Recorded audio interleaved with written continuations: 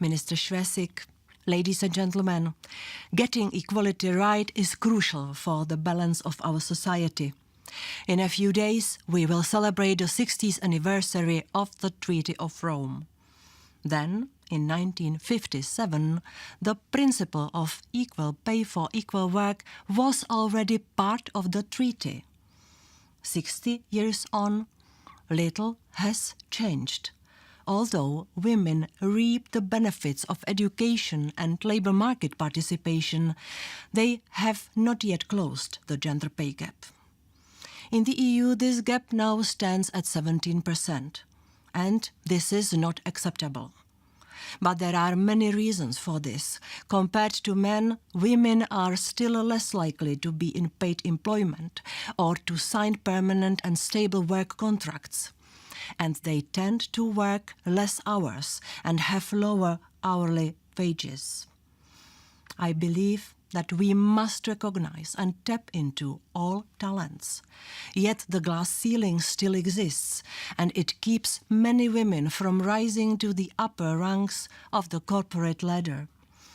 Although women account for 60% of the university graduates in the EU, and more women than men have a university degree, less than 5% of company leaders in the EU are women. On the other hand, men are more likely to put their career first and to opt out of family care responsibilities. The Commission is making every effort to change the inequalities. We have placed equality in employment, paid and decision-making at the heart of our strategic engagement for gender equality for the years 2016 to 2019, and making these issues top priority for action. Our action plan sets out how we will try to achieve our goals with a mix of legislative and non-legislative measures. We continue to monitor whether the EU laws on equal pay is being correctly applied. We encourage Member States to provide for more pay transparency and offer them various tools to do it. We encourage Member States to invest in care facilities, and we provide EU funds for leverage.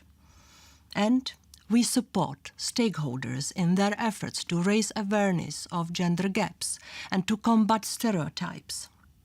The 10th Equal Pay Day in Berlin is an ideal platform for reaching out and raising awareness of the gap in wages.